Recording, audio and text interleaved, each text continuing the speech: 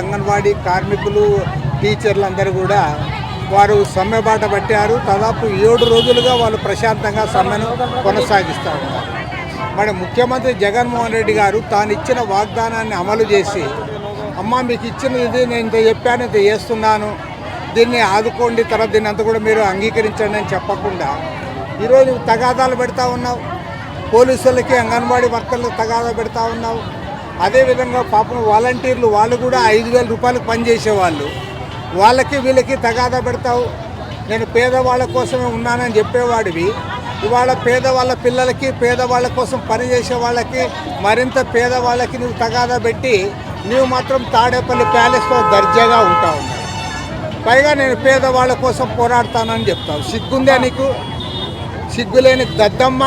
నువ్వు ఆ రోజు ఏం చెప్పావు? నువ్వు తెలంగాణలో ఎట్లుంటే వాళ్ళకంటే 1000 రూపాయలు ఎక్కువ ఇస్తానన్నావు. మరి ఇవాళ తెలంగాణలో 18,000 రూపాయలు ఇస్తాన్నారు కదా. నువ్వు ఇక్కడ 19,000 ఇవ్వైతే లేదు, 19,000 ఇవ్వలేవు. తెలంగాణ రాష్ట్ర ప్రభుత్వంతో మాత్రం నువ్వు కూడా 18,000 ఇవ్వు. నువ్వు అది ఇవ్వకుండా ఇది ఇవ్వకుండా చెప్పింది అమలు చేయవు, తెలంగాణ ఇచ్చింది ఇవ్వవు, పైగా వాళ్ళపైన తాళాలు పగలు కొడతావా? ఖచ్చితంగా చెప్తా ఉన్నాం, 3 నెలలు ఆగు, 3 నెలల తర్వాత నీ తాళం కప్ప పగిలిపోతుంది ఖచ్చితంగా. ఎందుకంటే మిగతా వాళ్ళంటే ఏమో కానీ ఈ అంగన్వాడీలు ఆశా వర్కర్లు వీళ్ళందరూ కూడా ప్రజలతో సంబంధం ఉన్నవాళ్ళు. పైగా ఈరోజు వాళ్ళ సమ్మె చేస్తే వాళ్ళకు మద్దతుగా పిల్లల తల్లిదండ్రులు వచ్చి కూడా కూర్చుంటున్నారంటే ప్రభుత్వం దీన్ని చూసానే అర్థం చేసుకోవాలి. ఎందుకంటే నేను చాలా సమ్మెలు చూశాను. సమ్మె జరుగుతూ అంటే వాళ్ళ సమస్య అనుకుంటారు తప్ప ప్రజల మద్దతు తక్కువ ఉంటుంది. ఓన్లీ పొలిటికల్ పార్టీస్తో మేము మద్దతు ఇస్తూ ఉంటాం. కానీ వాళ్ళ అంగన్వాడీలకు వాళ్ళ తల్లిదండ్రులు పిల్లలు వచ్చి కూడా మద్దతు ప్రకటిస్తూ ఉన్నారంటే ప్రభుత్వం ఇప్పటికైనా అర్థం చేసుకోవాలి. తాను ఇచ్చిన వాగ్దానాన్ని అమలు చేయాలి.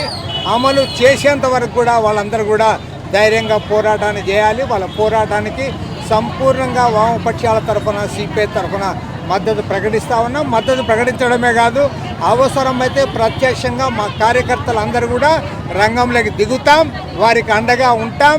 అవసరమైతే ప్రభుత్వాన్ని నిలదీయడానికి కూడా సిద్ధం కావాలని రాష్ట్ర వ్యాప్తంగా మా పార్టీ కార్యకర్తలకు విజ్ఞప్తి చేస్తాం. మరిన్ని వీడియోస్ కోసం ఛానల్ ని సబ్స్క్రైబ్ చేయండి. లేటెస్ట్ అప్డేట్స్ కోసం వాట్సాప్ ఛానల్ ని ఫాలో చేయండి. అండ్ లింక్ డిస్క్రిప్షన్ లో ఉంది.